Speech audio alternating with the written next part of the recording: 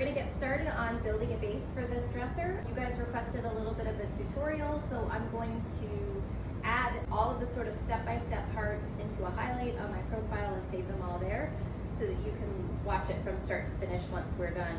I'm gonna be working on this week and next week, so I'll be doing a little bit at a time in stories, and then I'll just plunk it all in that highlight so you can have it all in one place.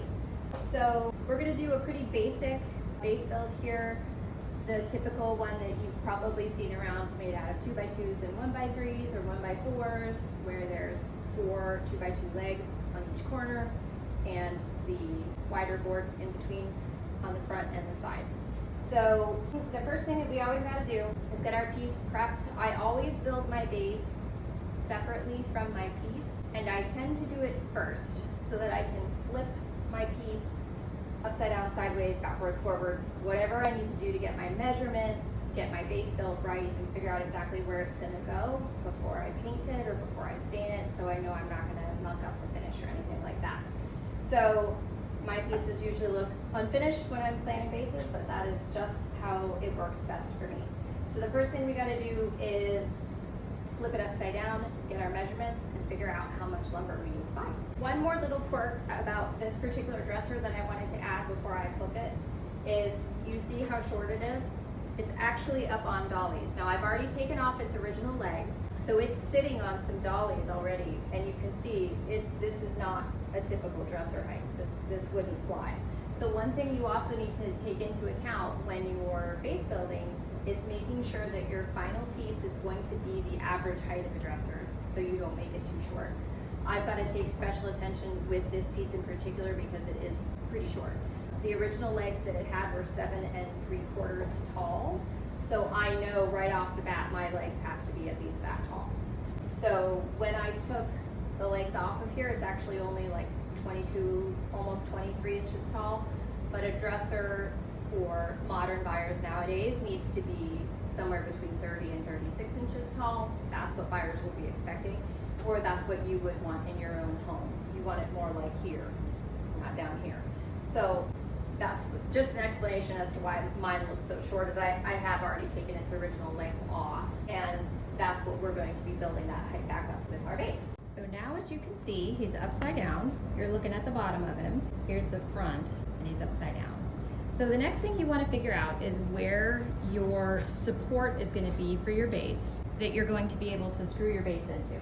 Normally, most dressers, that's going to be all the way out at these edges. Let me show you closer. So normally, and on most of my base builds, they come all the way out to these edges where there's usually a nice thickness that you can screw your base into. And if this doesn't exist, you could add it on. But in most cases, you're going to come up against something like this off the sides, on the left and right sides, and usually a little bit thicker in the front. So the great thing about flipping yours upside down is you can see visually exactly where your base is going to go. That helps you figure out your measurements. So once you've got that settled, then you can start breaking out the measuring tape. For me, on this build, the original legs, you can probably see where they were here and here. So they weren't all the way out to the sides. They were brought in a little bit from the edges, which was a really nice look because it was symmetrical with the center of the drawers on either side.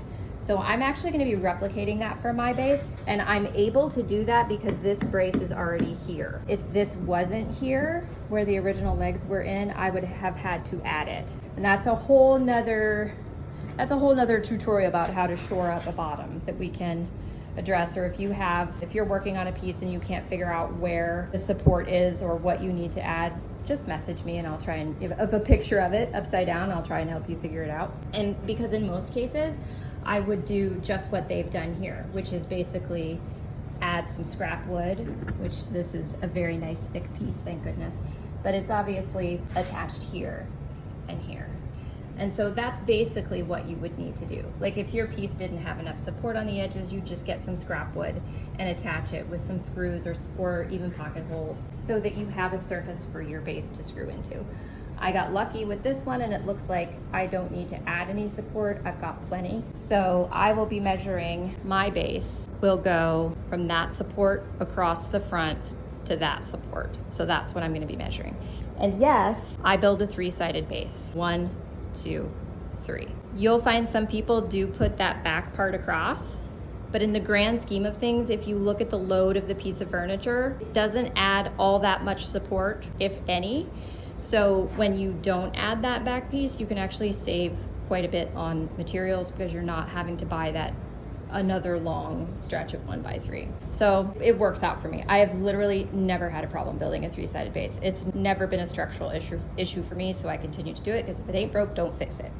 Okay, so what I'll be doing next is figuring out exactly where I want my apron to hit and my legs to hit. I probably am going to leave them inset like the original legs were so that there's a little bit of a lip, just the way this dresser is designed. You may want your base to come all the way out to the front edge. I've got lots of examples on my grid of, different bases that I've built. Sometimes I choose to inset them a little bit, and have the legs only come to here. Sometimes I'd have them come out to here. It just depends on the look that you want. And, if your piece has a certain kind of trim that you need to get it to jive with, or, how it's built on the bottom where you can actually fit things with the structure. Every piece is different. So again, if you've got a piece that's stumping you, feel free to DM me and I'll try and help you figure it out because I love to noodle this stuff through. But for me, I'm going to probably have mine stop here. And then my back leg will come all the way back here. So next I'm gonna get my measuring tape and some paper and make some notes. Okay, so now as we start to measure for our lumber, we basically need to figure out where our base is gonna sit on the bottom. What I have found looks the most pleasing for the side pieces is if it kind of lines up with where the side of your dresser ends up. So that when you're looking at the dresser from the side, it's not like the base sticks out another amount or the base is back here and it doesn't line up with this. When you're looking at it from the side, you really want this to line up. So you more or less go by that for the sides, and then the front is gonna come off of that. See? And that actually is exactly what I want because I want it inset a little bit on this piece that has this big trim that hangs over, and I don't want it all the way to the front of that. So it's going to sit under this lip a little bit. So think of it this way, if I have my side come up here, my leg is gonna be here, the side's here, and then the front part piece is gonna come off this way. Trust me, it makes sense when you start drawing it. And that's the other thing I do because I'm a very visual person is I will literally draw it for myself when I'm taking measurements so that I know exactly what I'm talking about. Okay, so since we are talking about using 2x2s for the legs and let's just say 1x3s for the sides and front, you got to remember that a 2x2 is not 2 inches wide. It's 1.5. I don't make the rules. So you know that you're gonna have a leg here and a leg here. So the piece that goes in between is not gonna be this total distance. It's this total distance minus 3 to account for your legs. That's the trickiest part you have to remember about measuring. Everything else is pretty intuitive. So my back leg is gonna hit right up against the edge of this brace. And then I know that my sides is the total measurement that I need to account for basically. And say it's more like, I'm gonna say 16.25 because this doesn't come all the way back. And that's actually an easier measurement to work with. Okay, so 16.25 is this total length that this has to be. So now I have to subtract 3 to get what this span of 1x3 is gonna be. So that's gonna be 13.25. And I need that on 2 sides. So you can see, I'm drawing myself a visual map so I don't lose track. So 13.25 for the other side. And then we need this span right here. So I know that this base is gonna sit right on the edge of this brace to right on the edge of this brace, however far it comes forward, and that is 46 inches. So now I gotta take out 3 for the legs that are gonna be on either side of it. So that's 43. It really helps to draw it, trust me. So then these are my 2x2s that are gonna be on each corner. I know I need this plus this in 1x3s. So all that's left is my legs. And I know that the legs that I took off of this were 7.75 inches tall. So I know that this can support that height. And again, it's only about almost 23 inches with its legs off right now. And I need to get back up to at least 30 to 30 to 30 is the average height, so 30 is on the short end. So if I can get it up to 31-ish, that would be better. So I think I'm gonna go for 8-inch legs. It sounds tall, but I think I can get away with it. So, because the original legs were that tall too. And mine are gonna be much sturdier as a, square of a 2x2 than those original MCM legs that come down to like a tiny point. So I need 8-inch 2x2s times 4, okay? So for total lumber, I know that I need, let's see, you can watch me do math in real time. I know I need at least that of 1x3s, and 8 times 4 is 32 of 2x2s, okay? So this is the bare minimum. But as we know, shit happens when you're building shit, right? So you always want to buy extra, because the last thing you want to do is be running back to Lowe's because you split a 2x2 when you were putting the legs together, or you cut a piece wrong and you cut it too short. If you buy a little bit of extra at the time, you can also make sure that your grain patterns match, you've got pieces that are cohesive, etc. So I always recommend adding an extra board if you can. I usually, 2x2s at Lowe's usually come in a 36-inch length. So while I could get away with buying one, technically, I've been known to pick up 2, and then you have extra for your next project too. And then 1x3s usually come, and 1x4s usually you buy it either by the foot or it comes in, I believe, 8-foot sections. So this would be one where I would probably just be buying that entire 8-foot section. But again, know your measurements, know what the bare minimum is before you go to Home Depot or Lowe's. That way when you get there and you see what's available and you see what patterns, the grain patterns you need to match, you know what you're doing. So this is my master plan as of now. And what I will do next is go buy the lumber, probably from Lowe's, and then we'll go to the next step, which is measuring and cutting that and sort of dry fitting it on the bottom to make sure that all of our measurements are correct. So that will be the next step. See you next time. Well, welcome back. Today we're going to be making the cuts on our wood. We've got all of our wood secured that we need for the base. Our measurements are done. And so today is going to be all about measuring and cutting our pieces, dry fitting them and making sure we've got everything in the correct placement, everything's the correct size. As with any furniture, there's going to be a little bit of nuance no matter how good we measure. So I always dry fit first before assembly, just to make sure that everything is in tip-top shape. So we'll be cutting down the legs. Here's the 2x2s for the legs, and I have 1x4s for the front and sides. So I'll show you how I cut those down to the measurements that we took already, and then we will be getting to drilling the pocket holes. So I'll show you the jig that I use, and also a starter jig that's a little easier to afford and start with as well.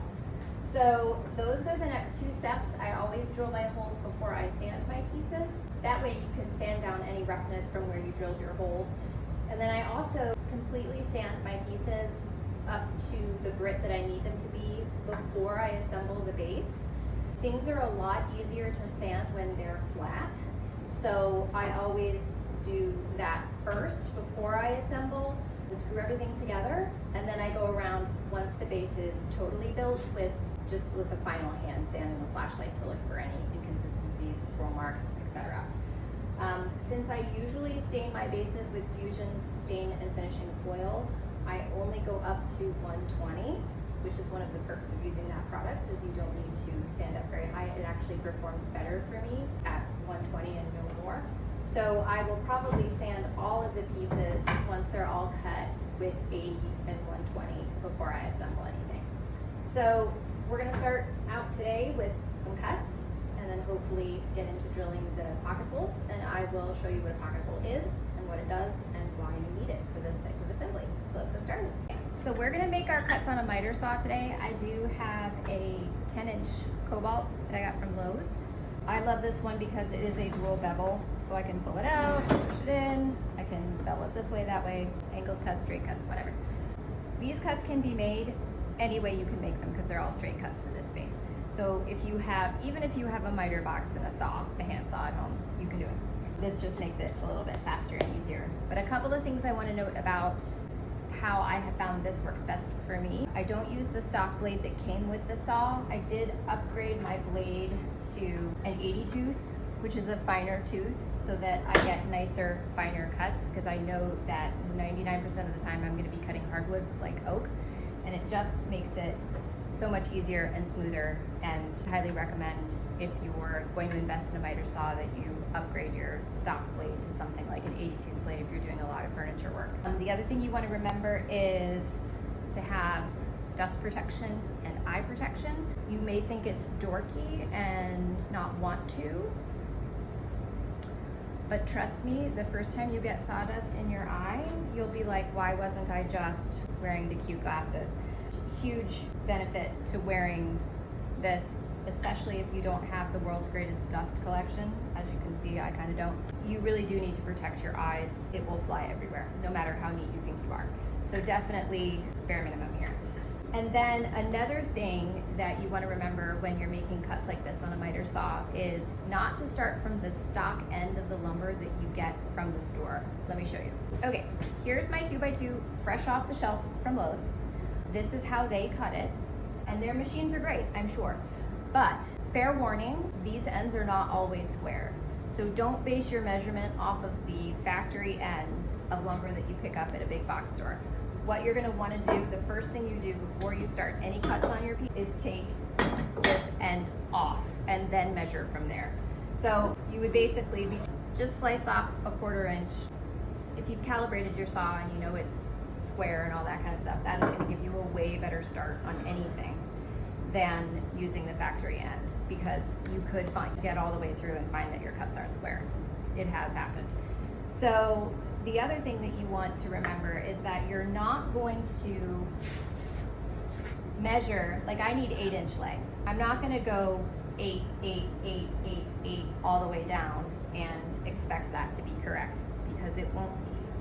You gotta remember that this blade has a thickness. It's not invisible. When it makes a cut, it takes out a sliver of wood that isn't in your measurements, and that's called kerf, K-E-R-F. So that's why you always want to allow for kerf in your cuts, and make sure that you, like if you have a shadow line and LED line like I do, you want to make sure that's on the outside of your measurement, so that you're not eviscerating some of your measurement that you need into sawdust. Because basically that's what happens. When you make a cut, you end up with 2 pieces, but that sliver of what was the blade's width goes into sawdust. So that is not going to count in your measurement. So you got to remember that you can't just mark your measurements all ahead of time. You actually have to, I find it way easier to make a cut, like cut the end off, and then I measure off of that for my first, say 8 inches, make that cut, and then keep my tape measure with me here at the saw, and then measure off of that cut end down to 8, and then keep going like that. That way I'm always making sure that kerf is accounted for in my cuts, and I'm never going to be short. Because this blade is almost, I think it says on here somewhere, 2.5 millimeters. I don't know what that equates to in inches, but it does make a difference. It'll make a difference in your measurements.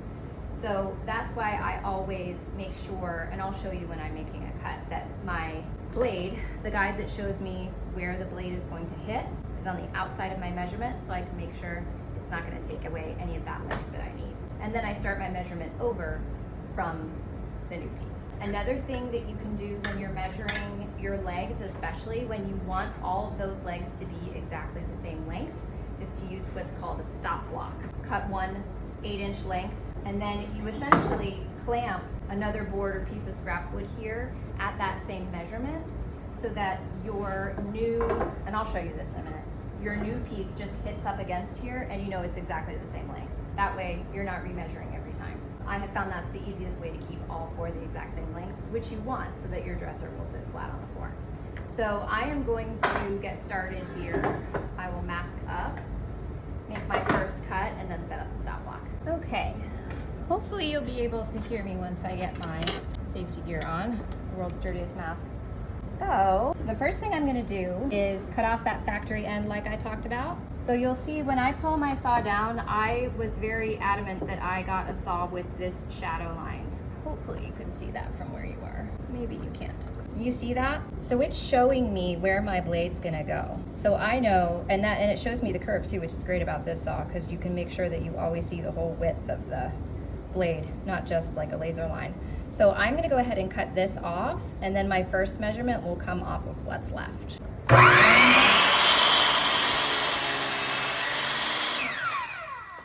Okay, now I've taken my little chunk off, and I know that this is the square cut that I can measure off of reliably. So my legs are gonna be 8 inches. So the first length that I need to measure is 8. So I come in with my tape measure, get 8 here. It's helpful if you have a speed square to come back and be able to mark that all the way down so you can line up your LED line with measurement. So I'll make that cut.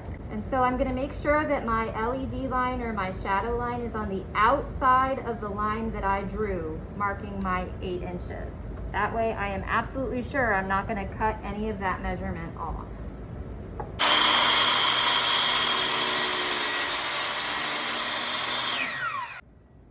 I'd say that's pretty good. And now, the easiest way to make sure they're all gonna be the same length is to set up a stop block. What I do is I say, okay, this is where my blade ended.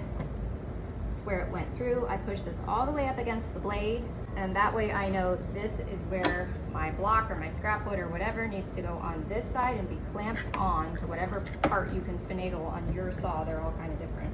Of course, I'm gonna need a bigger piece of wood. Okay, let's see if that's big enough. Good. So push this up against the blade, ching, then the block up against that. I will double check everything once I get it clamped. Okay. I know that's where I want my stop block to be. This clamp just kind of lives here. Just gotta make sure my clamp's not in the way of anything. So that way I know, add it down a little bit. Whew, that's close. Okay, so that way I know that these measurements should be exactly the same. Then if I'm consistent about sanding, I shouldn't have any issues. Let's check. This is another factory end, so I'm not gonna cut that side. I'm cutting from the side I cut from. Should be. I will double check here. 8. Even though I've got the stop block, I want to make sure that my measurement is correct. It should be, yep. It's right on the outside of my mark.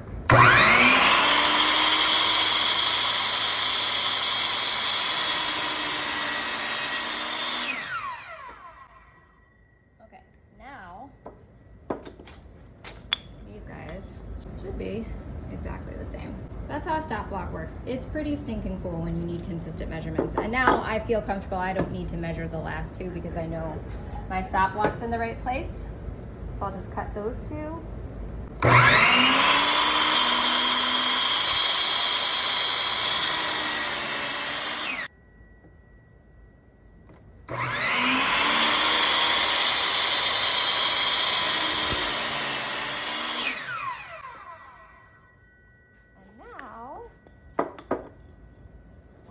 My guys are the same length. So handy. Okay, so that's the legs.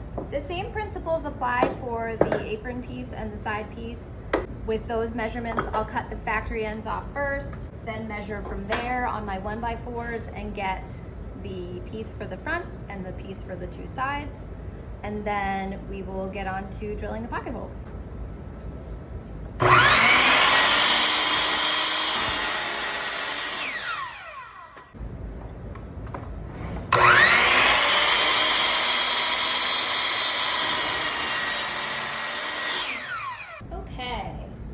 Hopefully you can hear me. Like I said a little bit ago, I like to dry fit first to make sure all of my cuts have been accurate and everything's gonna sit where I want it to. So I'm gonna set out my pieces and make sure that they fit approximately how I want them to be. Remember, on this build, my legs are gonna be inset a little bit, but yours may be out here on the corner. So I've got the legs, I've got the 2 side pieces, and I know that my back leg is gonna come all the way to here, back on this back of this brace, so I'm gonna just use that as my guide for right now. So the side pieces are gonna look like that, there, that's nice. I'm not worried about which side is out yet, I'm just trying to make sure that everything is cut the right length. And this is where if something was off, I could either recut a piece or I could shave off a little bit, depending on how everything's fitting together. This looks pretty darn accurate, which never happens. Thank you, universe. Yeah, take that.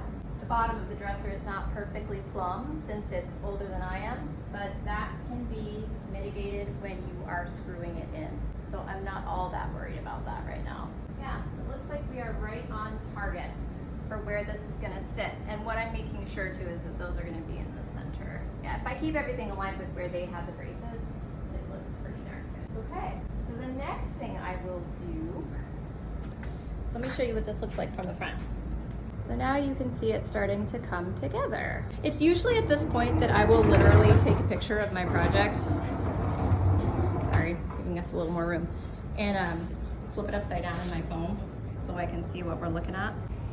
Like this. All right, so that's my base laid out. I took myself a picture and I flipped it upside down to see if everything looked good. And this is only gonna apply to me because I had to buy 1x4s because Lowe's was out of 1x3s that were in any usable condition last night when I was buying wood. I am going to actually rip mine down to 1x3 because this apron is looking a little chunky to me. So I'm gonna cut that real quick off camera and then I will be back. Not really gonna affect anything. They're gonna be the same length. They're just gonna be a little bit narrower. Alrighty, and by the power of television, we're back with some trimmed down boards for the apron and the sides. I trimmed them down to what a 1x3 would be, which is actually 2.5 inches. I don't make the rules, but it basically eliminated about an inch. And now I am much, much, much, much happier. This is what I'd had in mind. It was too thick a minute ago. Okay, so now the next part that I'm gonna do is I will go around and make sure, yes, this matters, that all of the pieces that I have are facing out the way I want them to face based on what the grain looks like. I think this looks pretty good. I'll double check and make sure the other side isn't better, but I'll make sure that it's facing out the right way, it's up or down the right way that I want it based on how I want this to look when the base is built and it's attached. And then I will go around and make sure that all of my legs are facing out the right way so that my front two match, my side two match, so that whether you're looking at the dresser from the front or the side or that side, everything's cohesive.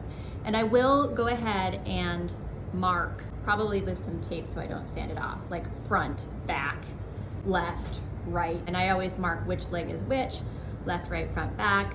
That way when I go to assemble everything back together, I know I'm putting it the way that it looks best. And I will also right now take a minute to draw myself some arrows of where I'm going to drill my pocket holes. So I'll need 2 on this end for this to go into this leg, 2 on this end to go into that leg, and the same thing on the sides. And then also on these apron and side pieces, you need pocket holes to attach the piece to your dresser. So those will go along the bottom here. So I always make myself a diagram so I know exactly what I'm doing. Makes it much easier once you take the pieces to the jig and get drilling. Okay, so now you're looking at the base from the back. Remember, there isn't gonna be a piece coming along the back here because you don't need one. But now I'm gonna mark where I'm gonna put my pocket holes. You always drill your pocket holes into the side and the front pieces and then those attach to the legs. You don't drill any pocket holes in the legs themselves. So on my jig, I do the 2 holes, it drills 2 holes at once. So I'm gonna put 2 arrows here. So I know that's the back where it goes, 2 arrows here. And I know that I'm gonna drill there and there, my pocket holes. And then I'm gonna need some all along here to pocket hole down into this brace. The general rule of thumb is that you want them about every 6 inches. Since there is I think my whole span is 13.25. I'm kind of just gonna do my best here to mark approximately. The other thing is I don't want my pocket holes to run into each other, the ones that I go down and the ones that go sideways. So approximately, you know, here and here. I'll have to see when I get it on the jig. But that way I know I've pre-marked for myself, so I kind of can't get it backwards. I know that this is the side I actually have to drill into, and I know this is where they're gonna go. So I'll repeat that on my other pieces so that I have marks for myself all the way around.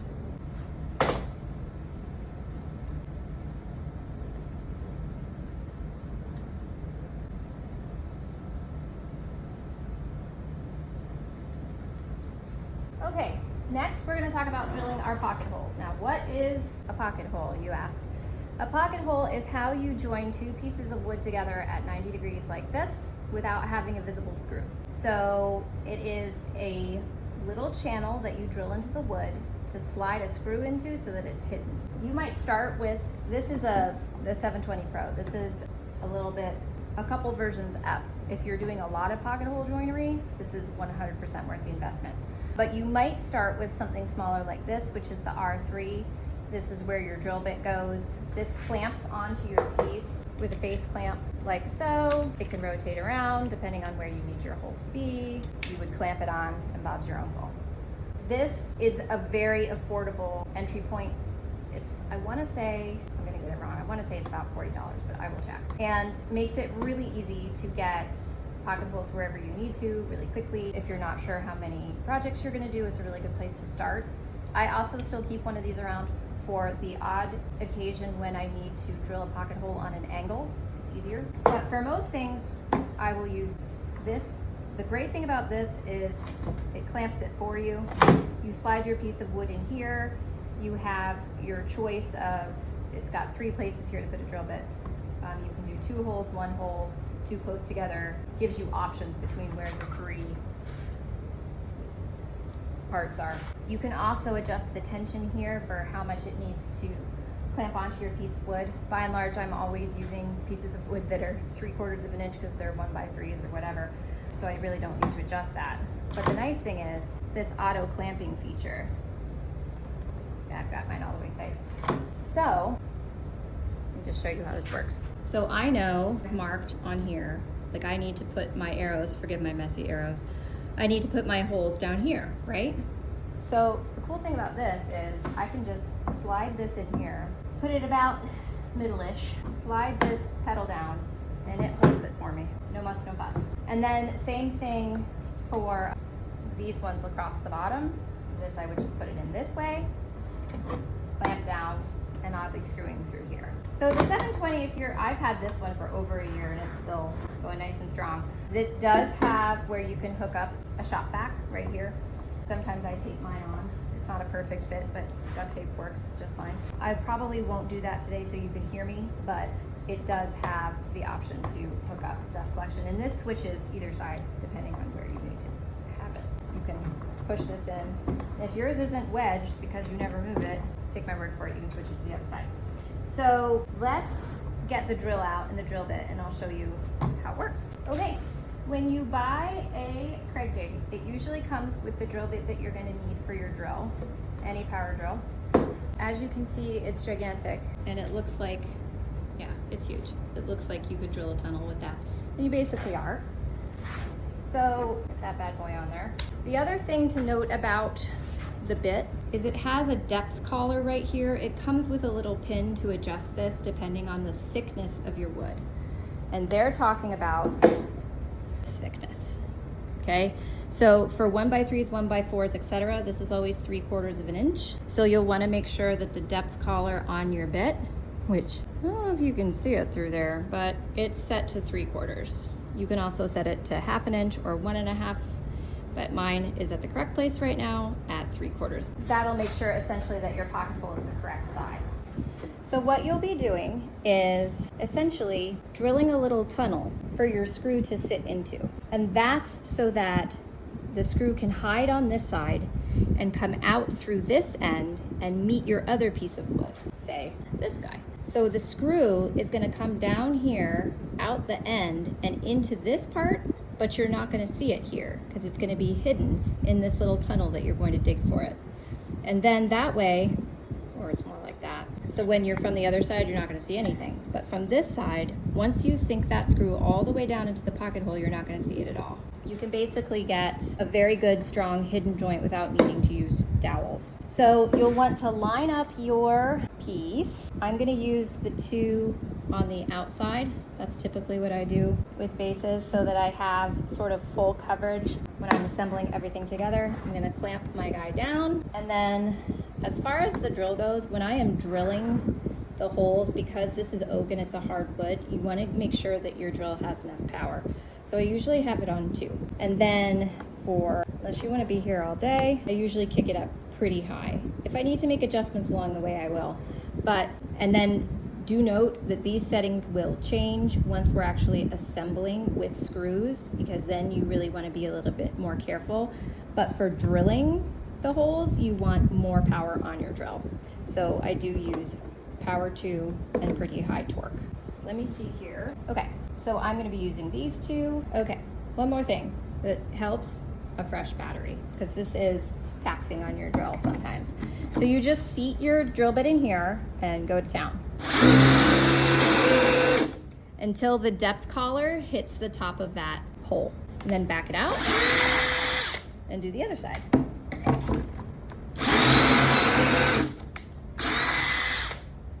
Unclamp and admire your beautiful pocket holes and your price tag that you didn't care about taking off.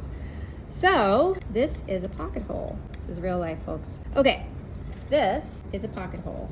So your screw is gonna go down in here all the way through there. And this is sort of on an angle as well. So let me get a screw and show you. Your screw is gonna get driven in like this, okay? And you're gonna drive it all the way down through here. And once you've got it far enough in, the head of the screw is gonna be hidden down here in the little tunnel. But the end of the screw is gonna come out the end of your piece and be able to attach to the other one and hold them tight. That's how it works. So all I have to do now is go around all of my little marks where I've left arrows for myself and drill all my holes on the 3 pieces that get holes in them. Yeah, you do want to knock out your sawdust, by the way, so that it doesn't get in the way of the head of your screw. I'll do that again after I sand. I usually vacuum all the holes out to make sure that there's no sawdust left in there.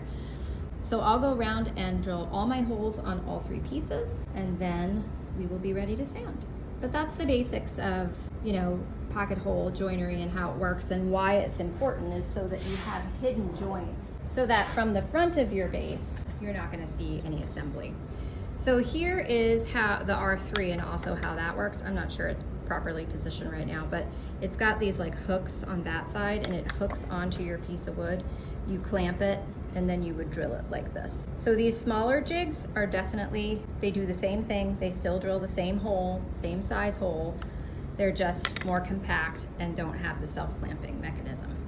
But same function, you get the same hole. So I'm going to, like a busy little bee, drill all my holes, and I'll meet you back here when I'm done.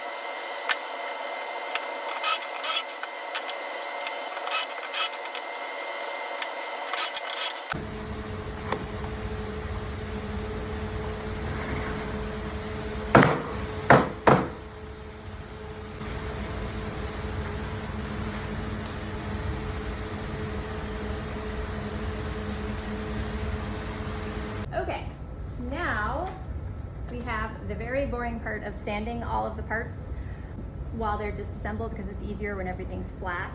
We need to make sure that we get our wood prepared for the finish that you've chosen. Mine, I know I need to sand up to 120, so I am going to start with 80 and then 120. So I will go over everything twice. I'll go over everything first with 80, and then I'll come back and go over everything with 120 before I assemble anything. So what I'm really making sure of is that I get, clean up these screw holes from where I drilled. I'm making sure that I'm using an orbital, if you have one, to make sure that everything is nice and smooth. I'm using nice even pressure so that when I go to stain, I don't have any swirl marks or anything like that. So this is really about preparing your wood and getting it to the right state to stain or seal whatever your chosen finish is. And make sure that your wood is nice and even and prepared and looks ready to go. So this part will be very boring. This is probably where we will part for today. I'm going to take care of this, get these all sanded. I have everything labeled, so I usually just sand everything, take off my label temporarily, and then shove it back on once I've done that grid. And then let me show you one more thing. A really helpful tip to make sure you know you have sanded enough on every side. I also do this so that I don't lose track of what sides I have sanded and what sides I haven't, is to do the pencil trick. You go and you, even these sides you need to sand as well. So I go and I scribble all over everything, try not to lose track of which end is up here. And now when I go to sand, I know that I have sanded enough and evenly once all of these marks are gone. So this is a good way to make sure that you don't lose track of which side you've sanded and which side you haven't, and also so that you know you've sanded enough for each grit. So I'm gonna go ahead and get started. I've got 7 pieces to do with 2 different grits. So we'll meet back here again. Oh, hello. Today we are going to take all of our sanded pieces and start to assemble this base. We're going to screw everything together. Usually I start with the 2 sides first, assemble my 2 sides, and then put those on the apron for the front. That seems to be the easiest way for me. And so how I usually do that is up here on my workbench, or if you don't have a workbench at home, you might want to try on a table, or if nothing else, on the floor. You want something really nice and flat and stable.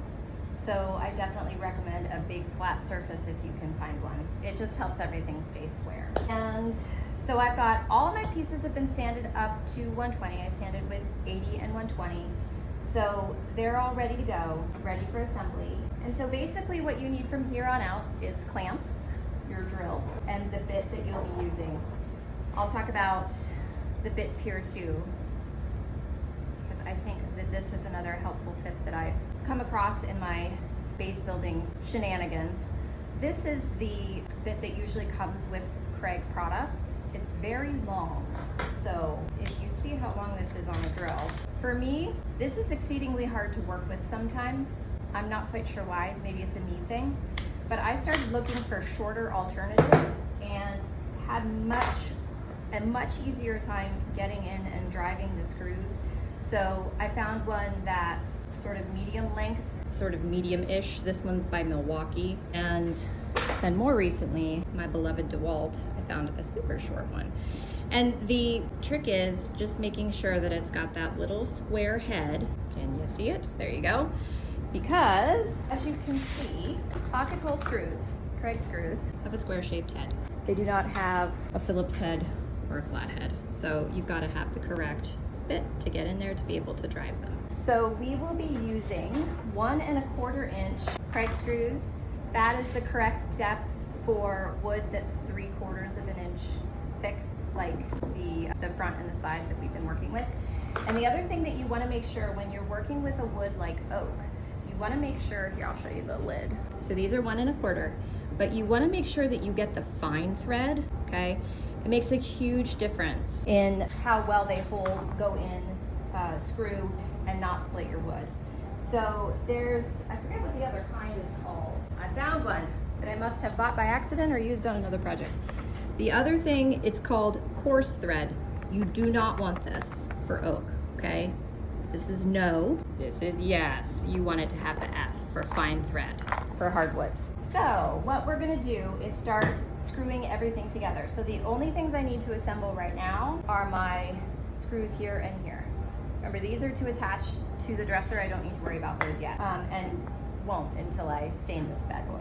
So what most people typically do is clamp everything together for assembly, or some people will as well clamp the pieces to the actual dresser and build it on the dresser.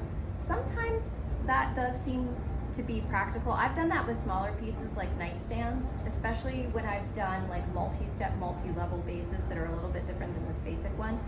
And then it really did help. But this dresser in particular, since mine's kind of inset, I can't really do that on this one. And also it's a pretty basic build, so it's, you know, once I get the sides assembled, it's 3 sides, so I'm gonna be able to tackle it up here, luckily also because it's a little bit shorter. So what you will typically see people doing is grabbing their super long clamps, which go across the longest parts here to hold this all together for you while you're assembling. And that's great and all, but there are a couple extra measures you can take to make sure that everything stays square. Because if you know or have tried with pocket holes before, they have a tendency to jump, even, you know, no matter how well you clamp. So I'll show you a couple of tricks that I've learned along the way to help everything stay together. So, and I'm not used to doing this while talking while I'm doing it. I'm a very precise person. Bear with me. You may see me doing an awful lot of adjustments, but that's just because I'm picky. So when you're clamping everything together, you want to make sure, see, even when you clamp, it's not perfect. So there are ways to mitigate that, because you want this to be super flush and flat. As you can see, it's not at the moment. Ways that I typically would mitigate that is, again, this is how it's helpful to have like a workbench like this, where you actually clamp this guy down to the workbench so he doesn't move and he stays flush and straight. And this guy, I'll link this rolling workbench too. It's by WorkPro, it's on Amazon, it's not expensive, worth its weight in gold. Every reel you see where I'm standing in front of a workbench going, ooh, this is it, by the way. So it's double duty in my shop. The other thing I'll do is this is not a full-size hammer. I don't know what you call this, but it's not like as big as some of the other ones I have. But I'll get this little guy, and I am not afraid to tap when I need to get things to be flush, all the way down against here to make sure that it's straight. I have also been known to readjust my clamps when necessary, but you can tap here, you can tap here, you know, that kind of thing, to get it, even once it's clamped, to get it to sit flush. Because once you screw it in, you're kind of locked into that placement. I have not had the best luck if something's off re-screwing something, because these pocket screws, they really want to go where there's already a channel. So it's not like it's completely unforgiving, but it's a little bit unforgiving. So you really do want to have it locked in, flush, perfect, where you need to screw it right off the bat, or it's going to be hard to redo, trust me. Or maybe that's just my user error, but that's what I've found. So I tend to be extra super type A about making sure that all of this is flush, flat, and again, hammering it down against the workbench for me has been the easiest way to make sure that it stays flush. Some of if it's not perfectly flush, can be mitigated with some sanding when you're all done, and I'll show you that too. But you know, it's always nicer. When I was a photographer, we used to say, it's always easier to get it right in camera. It's always easier to get it right in the first place, rather than have to fix something later. So the parts that I'm looking for to be super flush, let me show you. Let me show you from this side. The parts that I need to be super flush right now, so I can screw them the straightest they can possibly be, is this right here. This needs to be super flush all the way across so that this isn't up further than my legs, because this needs to be flat all the way across. This is the top of your base where it's going to meet the bottom of your dresser. So you want this to be as flush and flat as possible. And then I'm looking for this joint to be nice and flush. I'm looking to the front of it, since that's going to be the outside, is what's against the table. I'm looking for that to be super flush. That's why it helps to clamp this down with this clamp. So I want all of this to be right at 90 degrees, nice and tight all the way around, so that I get the straightest possible joints right off the bat. So when I first started building bases, I really didn't understand the importance of clamping it to the table, but I sure as heck now do, because it really helps to have all this locked in and completely stable. So the only variable you're working with when you're screwing it in is your screwdriver in the screw. You don't want to have to be holding pieces or having your partner hold pieces for you or kneeling on it. Been there, done that. It really is easier to get these clamps and a table and a hard surface to do the work for you. So again, I do the sides, the 2 short sides first before I attach that to the long piece for the front. So that is what I will do now. I will show it to you this way unless it fails miserably on me, and then I will switch to the hack for holding it together better that I usually rely on. But this is clamped together really good right now, so I might as well give it a fair shot so you can see. I think I'll go with my short guy. Okay. And so this is where we talk about changing the drill settings from when we were drilling the holes with the Kreg jig. Because this is a hardwood, it's better to go a little bit lower and slower rather than balls to the wall to try and avoid splitting these 2x2s. If you have built a couple of bases, you have split one of these trying to screw it together, okay? We all do it. If you try your first base and something splits, especially these guys, it's not you, it's just the aura of the whole thing, okay? It happens, but you can mitigate it a little bit by turning the power down so you're not going balls to the wall crazy, and turning the torque down a little bit. If you find that that's not enough, what I would adjust first is the power, but not the torque. I would leave this lower and this on too.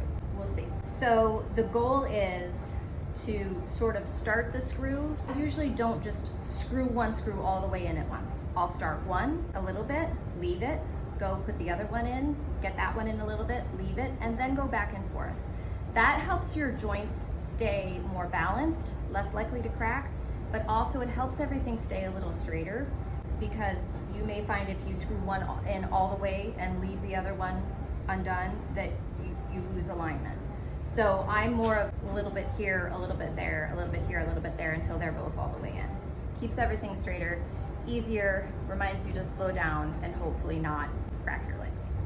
But again, like I said, if I crack one on camera, just know, been there, done that, which is why I always buy 2 pieces of wood, okay?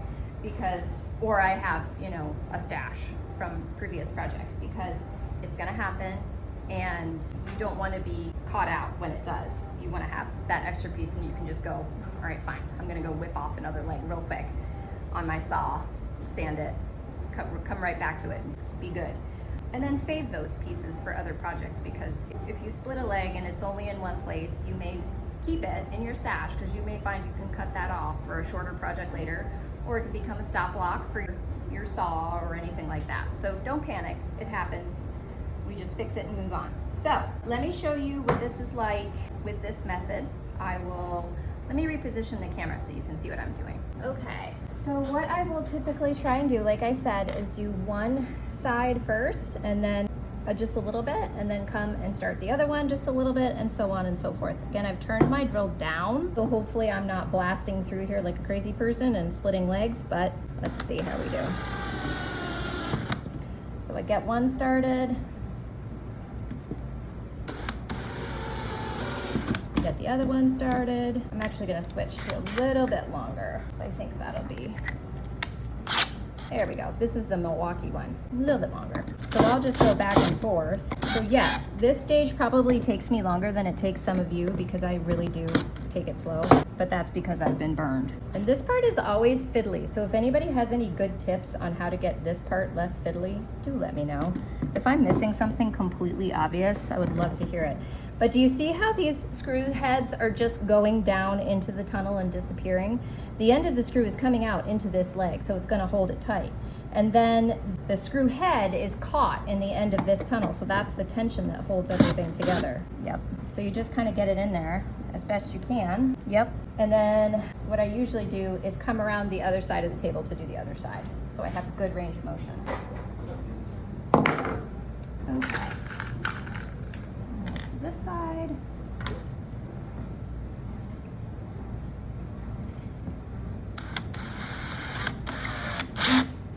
That one started. The other one.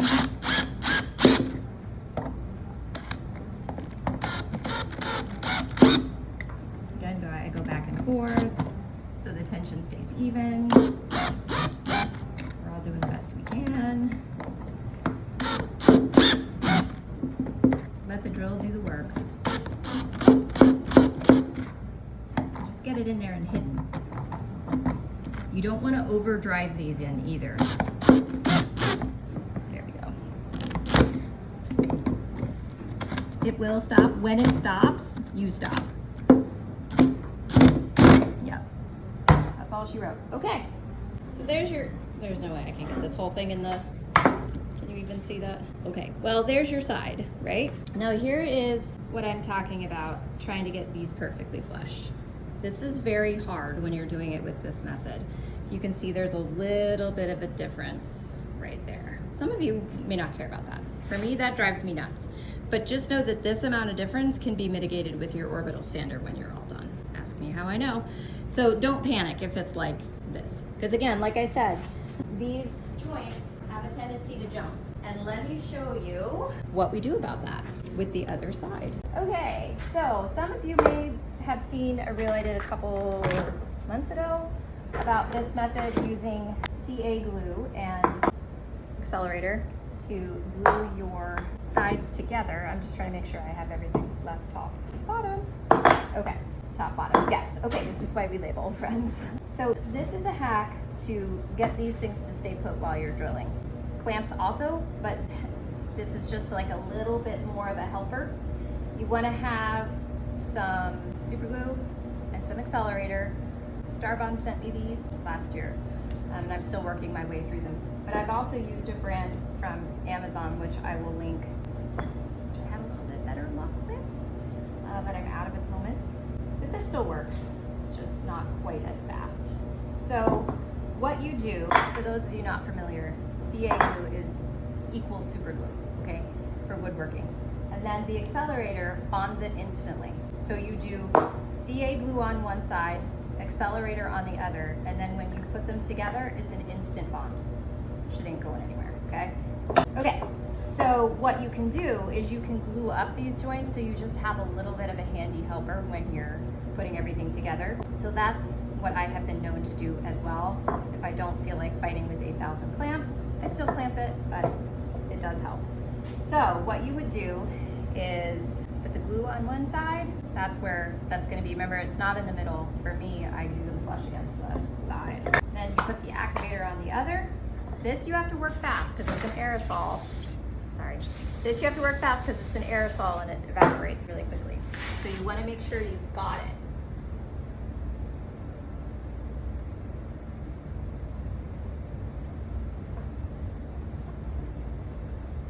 There we go.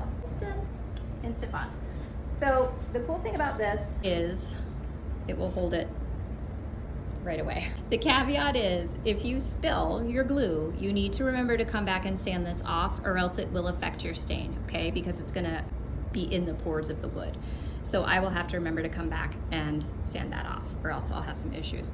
I could have got that a little more flush at the top, but que sera, sera. So this, I'm still gonna clamp it. So this helps it stay together so much easier. It's a huge stress reliever, honestly, in comparison to just clamping. Okay, one more tip about the glue. If I know that some of you will wear gloves when you do this, I personally can't because I can't line anything up when I've got gloves on. Gloves never fit my hands. I have really small hands, so I don't. If you happen to get a little bit of super glue on your fingers, acetone will take it right off. That's the tip I wanted to give you. Yes, acetone on your skin. Just for a second, it'll be okay, promise. If you're not comfortable doing that, use nail polish remover, okay? So I've got everything clamped down like before. This one is glued, so it's really, just got extra insurance. But I'm still going to be a good little soldier with the clamp in my armpit and do a little bit on one side, a little bit on the other side. Just good practice to keep everything balanced while you're assembling, so one side doesn't get overloaded and try and jump out at you. Those of you that have been around for a while and watched me build bases are probably used to this back and forth nonsense. Here we go. Also know that I have terrible hand-eye coordination, so the fumbling you see is me trying to get the drill bit into the screw. Okay, that's why I don't hand paint anything. There. I find that the screws go in easier too when it's glued. I don't know if that's just me making that up or what, but I feel like they do. It's just me fumbling to get A and B here. That's why I never played video games either. You will not see me playing Mario Brothers in there. Okay. There we go. Pretty happy with that. Again, I know it's aligned because I glued it. So as long as I've got the screw in there and hidden, I'm gonna stop so I don't split anything. And there, Bob's your uncle, right? Looking good. Side B. So now we're going to, I think I can get my whole assembly up here. I sure hope I can. At least one side of the middle apron. And then we shall be all done for now. So let's see where we're at. retreat where I could get everything up on the workbench and I'm not nailing on the floor. So I'm gonna like take this for all it's worth. So here's my two sides and my middle piece. So I am gonna go ahead and glue this because I'm not a masochist. And I know that that'll really help me keep it straight. And since this is the front, I really want it straight. Before I go and screw these three pieces together, I like to go around and do a final check and make sure that everything is pointing the right way and I haven't accidentally put my pocket holes upside down. Because it's kind of counterintuitive the way they appear when you're looking at them. So I always make sure, there's a little sawdust, pointing to the top is the hole. You want to make sure that you can look down in there and see the hole pointing out towards the top of your project. So the screws are going to go in, because remember you're kind of building it upside down in relation to how it's going to appear when it's done. So you want to make sure your screws go up, Okay, so we're good. And then same process applies. So the same workflow that I had for making the sides, it's just bigger now. So I'm going to, first of all, I'm going to move this out of Dodge for just a minute and do this separately, I think, until I get this side glued. So I'll glue both sides and then I do not have a clamp long enough. I know I don't. So I'll show you what I do to mitigate that. So I'm going to get glue on this side, accelerator on this side, and then jump. So glue on this side.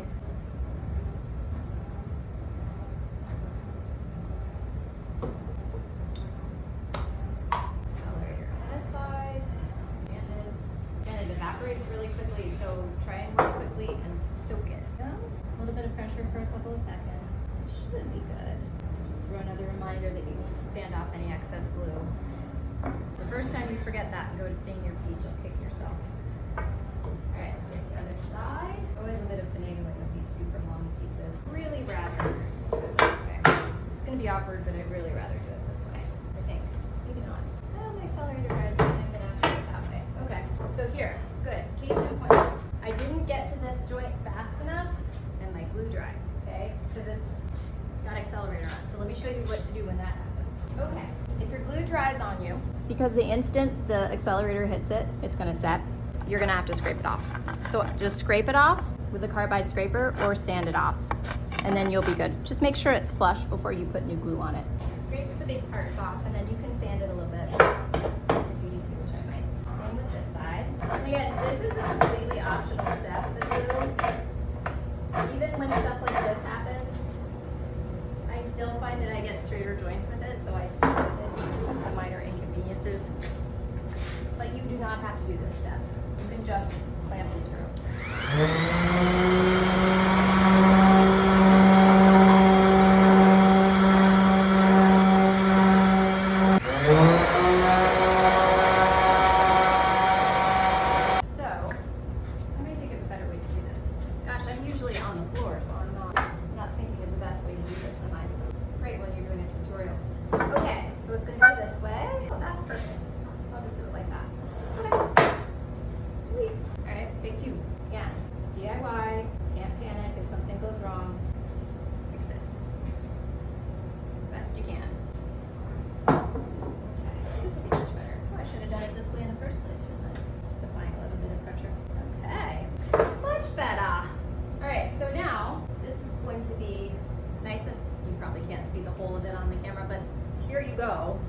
Right?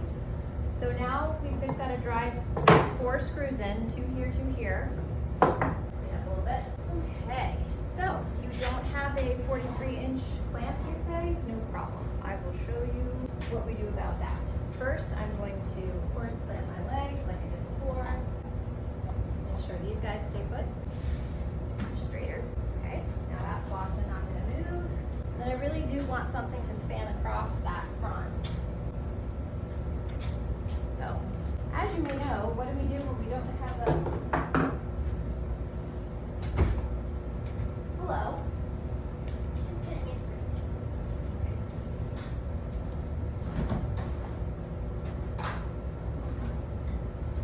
Once every day. Huh? Nothing. Okay. Bye. Drink your water. Huh? I said drink your water. Okay. Bye. Bye, love you. I love you. Okay, so when you don't have a clamp long enough,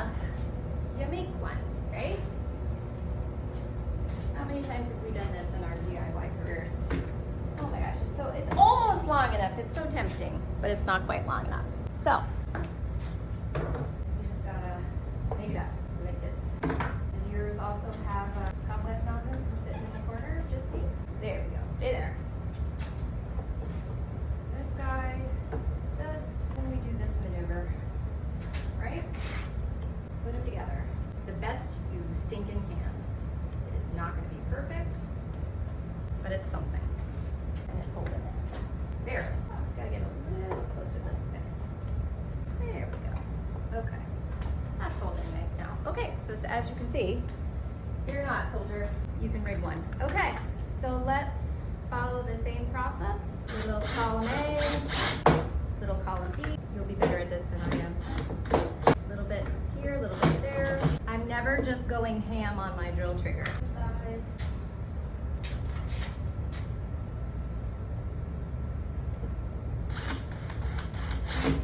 First one, second one, back and forth between the two. Every build is different, so you won't always have clamps in your way, if it's any consolation. But once I've pretty much got it good enough, again, if I've glued and I've got it pretty much hidden, I will err on the side of caution and let her be. And there we go. Not bad, I'd say. Here you go. If I stand back far enough, can you see it? Okay, so here is our fully assembled base. This is where I will now go back and, well, here, let me set it up here for you so you can get a good look at it. Okay, now you can see our project a little bit better. Here he is in all his glory. Her glory, whatever you want.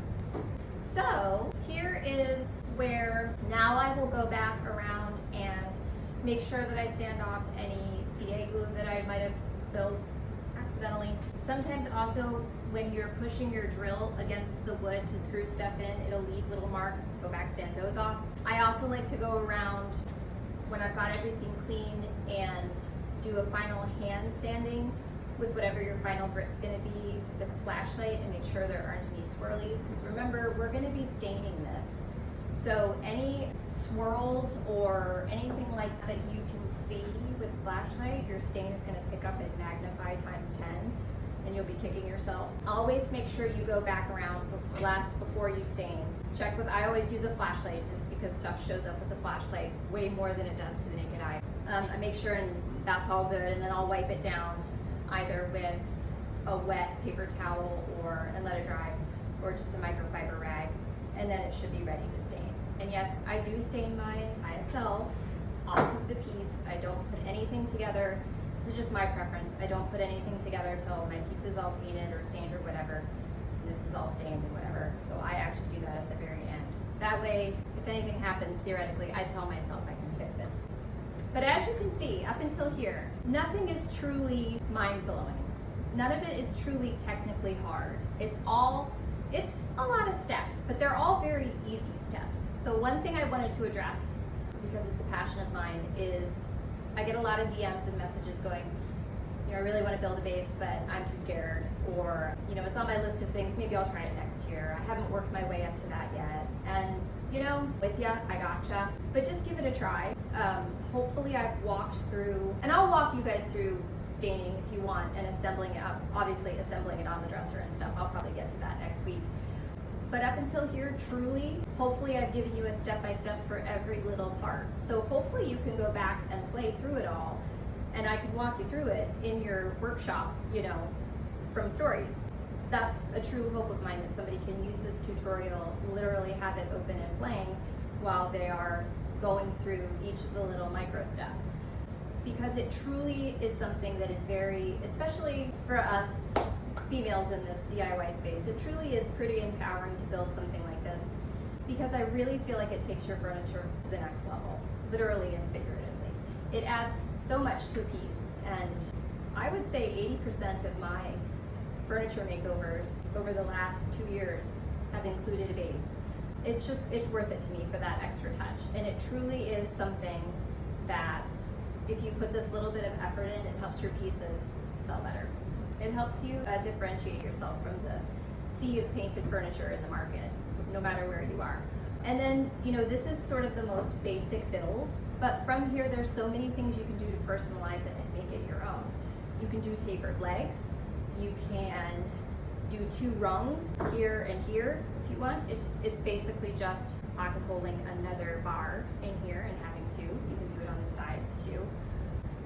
Let's see, I've done a stepped base where the sides, this part was a little bit lower. This part was a little bit lower. I've done a base where the legs were on the outside of the piece instead of coming straight off the bottom. That was pretty cool. There are so many ways to make this basic build your own. Once you understand the basics of how it goes together, you can let your imagination run wild and do so much cool stuff. Again, and another one I just thought of, using 3x3s instead of 2x2s. If the price doesn't make you want to scream, because 3x3s at Lowe's are $50, where 2x2s are $20. So, you know, you can get so creative with it, and it's so worth it once you have these basics down. It really isn't any different once you start personalizing it. I mean, tapered legs aren't going to be any different to screw on than straight legs. Adding two of these bars really isn't any different than adding one, and so on and so forth. And if there's one thing that I could encourage you to do is to just try it. Maybe try it with a nightstand base first, so it's smaller pieces and easier for you to put together. I was really enjoying the fact that this one's a little bit smaller, because trust me, once you get to a 70-inch dresser, it's a long piece of wood. But again, my DMs are always open. If you want to message me a question or you need some cheering on, I am totally 100% here for that. If I don't see it, it's because it popped into a different folder that I can see it in, and in that case, tag me somewhere on one of my reels, I'll see it. But yeah, anything I can do to help or encourage you as you're trying it, 100%, I'm here for it. Questions. And if you have any tips, if you've seen me do anything and you're like, boy, she is struggling and I know a better way to do it, please DM me, tell me. Save me from myself. I would love to hear it. And yeah, I don't purport to be an expert on anything. This is just one thing I can do, and I'm happy to walk everybody else through it as I do it. So from here on out, it's going to be another couple of days before I get another chunk of this on here, but hopefully you guys can go back. I've highlighted everything on my profile under a highlight called Build a Base, so you can, from the very start to here at least, play it to your heart's content, and maybe one of you will, it happens to be Thursday today when I'm filming this, maybe you'll get the courage to try one this weekend. All right, see you next time. Hello. It's about time we put the base on the bottom of this thing. It's been a hot minute. There were some delays in painting, but we're back. Should be ready to go. So this is kind of the best I can do in the chaos of my workspace, of the garage that I share with 8 other people. So this is how we do it. I painted the top of this late yesterday, let it cure overnight. I used gallery. It still gives me the heebie-jeebies to flip it upside down, but this is seriously the only way that works for me. Because I prefer to paint everything first and then put the base on after. It just makes me feel better. So what I typically do, if I had the hydraulic table that was supposed to be here on Friday, I was going to be able to show you that as well. It didn't get here, Amazon. Tisk tisk. Hopefully it'll be here today. So what I've always done in the past, and what I'll just do today, is I throw as many fleece blankets from Disney World as I can find on my floor. Today the total is 3. And try and give it a nice cushion and fleece so that I don't scratch up the top when I'm putting it in there. So yeah, we've got cushion and soft, and hopefully that would be okay. Like, I wouldn't flip this upside down on a pair of dollies and expect my paint job to survive that. So this is my happy medium. So I'm gonna go grab the base and try and figure out how I'm going to clamp it, or if it's even possible to clamp. I'm sort of doubting that right now. So we'll see. Every piece is different. It's always an adventure. Okay. Alrighty. Here's base we made. He was just sitting over there curing to his heart's content. So he's fully cured now. So he is going to go like this. And remember, mine is sort of inset. Yours may be all the way out to the side. Mine is going to sit here on these supports and live its happy life where the old legs used to be. So I do like to get, oh, there's my pencil line. I do like to get clamps on here when I can. If you can't, because your piece is awkwardly shaped, like this one, you may want to use weights, or you may want to get a second pair of hands. But you know, if you're like me, you're always trying to avoid having to get that second pair of hands. So let's see what we can do. Because now that I'm on the floor, there's nothing on the back of this for me to clamp. So that's going to be winging it. On the front, I do have trim and a ledge, so I'm okay to clamp here, but I always stick a microfiber towel in the clamp so it doesn't hurt my feet. So let me start there. Yeah, I'll start there. By the way, if you couldn't tell, I wing this every time. So I'm winging it and you learn with me. It's real-time learning. Okay. So do you have the bucket O clamp? Comes in handy, I'm telling you. All right, so let's start over here. You just want to clamp this guy down so he doesn't move while you are screwing in the pocket holes that you pre-drilled to get this attached to the base. I have a pencil line that I kind of half painted over, so bear with me here for a second. Okay, so always with the towel there so that we don't mar anything. Because, I don't know, if the clamp, WorkPro does pretty good, but if there is a clamp company that could please realize that these little doohickey-majiggers always fall off and find a way to like get them to attach better, that would be great. If anybody's out there listening. Okay, I'm gonna get this down and then I'm gonna measure and make sure that I'm where I need to be.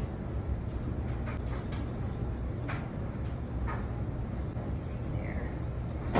See, I'm missing its doohickey. And it's not for lack of trying, because I don't take those things off, they just fall off. Okay, now I'm basically just tacking that in place to see where I am. That may not be where it ends up, but let's double check this side. And 7 5/16. How far off am I? 7.5. So I'm pretty far off. Okay. Slide it over. Bear with me. Okay, so I've got this guy centered left and right. And then I also want to make sure that the same distance he's set back. Yours might be flush with the front of your dresser. Mine is set back a little bit, so I'm going to make sure that that distance is consistent all the way across. One thing that really helps me just measure that easier rather than using a tape measure, since it's a small distance and you're measuring off an edge, is one of these guys, a multi-mark. So this is a handy little, let me show you. It's a handy little doodad made by Kreg, which helps you measure off the edges of stuff, okay? It's actually super helpful. So this butts up against the edge of what you're trying to measure, and then this slides in and out so you can get the measurement easier. And you can also lock it if you're trying to keep a consistent measurement, right? Or unlock it and it slides. It's also got a little level on the back, very handy. And this thing is ridiculously cheap, but it's one of those tiny tools that if you just pick up and have hanging around, you'll be surprised how much you find yourself using it. So this is when I find it really helpful, is to butt this up against the edge here, and then I can slide this ruler piece up to my base and see I've got, like right here I've got 1 and 1 1/8. So I'm gonna lock that and just see how far off I am all the way along. And that way I know I can kind of get an idea of where I need to wiggle things, which looks like this side. And then once I've got this kind of clamped like this, I tend to just kind of do one of those maneuvers, because these increments are so small, it's not worth unclamping and reclamping for. And typically things will move just a smidgen. Like I've only got 2 clamps on here, as essentially a second pair of hands. When I'm going to screw everything in, I'm going to add more clamps. That might be all needed. So my new measurements right there. Lens is kind of the same place. And try not to drive yourself nuts, because if there's an 1/8 here or a 1/16 there, it's fine. Also, things will straighten out as you screw them down, as you get them clamped and as you screw them down. So now I'm consistent.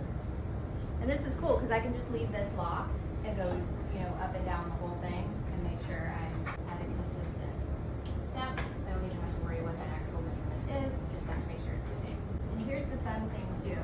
If you get this all the way screwed on and you flip it upside down and you find out there's some issue, I promise you can take it off and redo it. We all hope to avoid that, but just giving you permission. Okay, so again, this guy, super helpful if you don't like numbers. So now that I've got everything in place where I need it, I'm gonna add some more clamps across the front to keep it exactly where it is.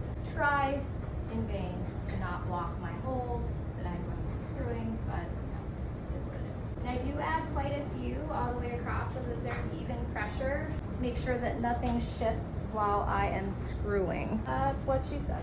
And I do tend to do the front first, because once you get this big piece screwed on all the way across, it's really easy to keep the sides straighter when your screw goes on to the back.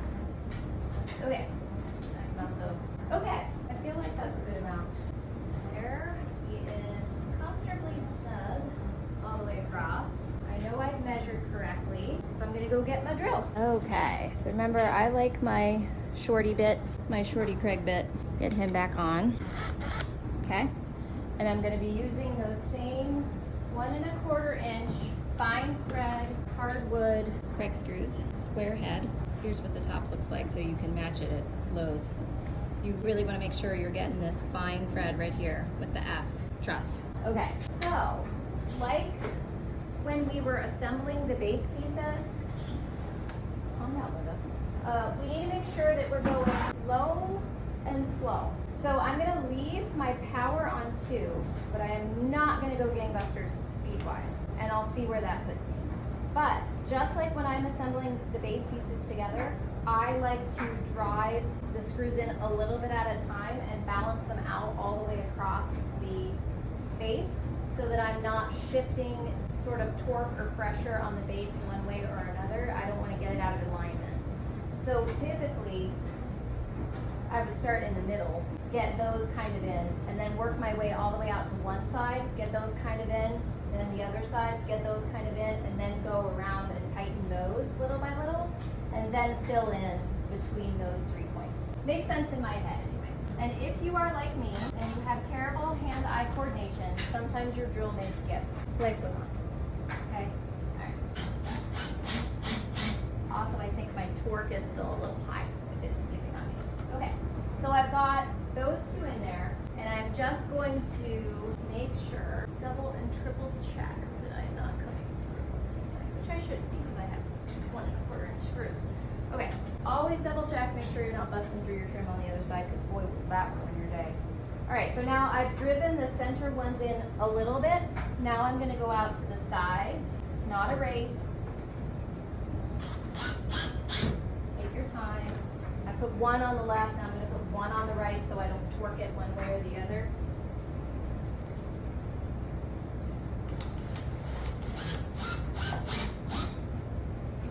I'm gonna go shimmy back over here. These are only halfway in so far. Okay. Shimmy back over here. Okay. Then these are only halfway in. I haven't driven them all the way through. Just triple checking. I've done the math, but you know, you never know. Okay. Now that I've got even distribution halfway all the way across, and theoretically it won't pull itself out of alignment, now I'm going to go back and screw them all the way in.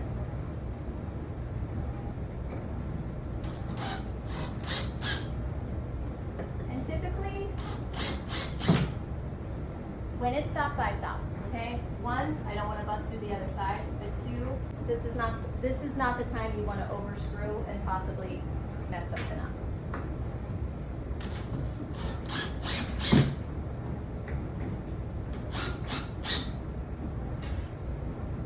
Yep. Okay. So now I can stop here. Now we'll go back and fill in as well. So sweet. Okay.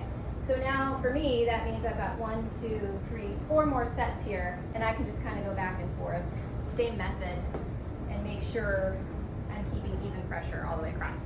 I'll just have to get more screws. I still tend to try and distribute the weight evenly just because I'm paranoid. But you do you at this point.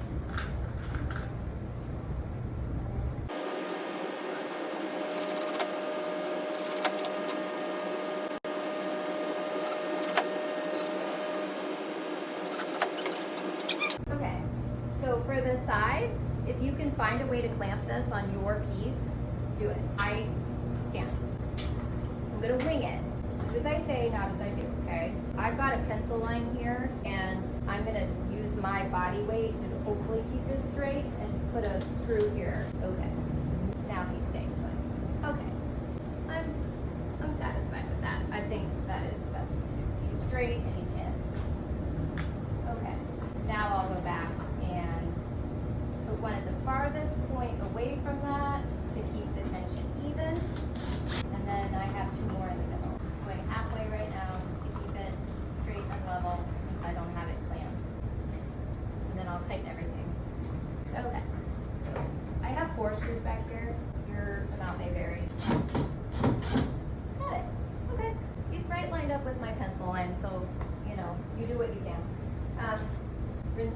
over here. Let me get you closer so you can see these screws going down. I think I can do this.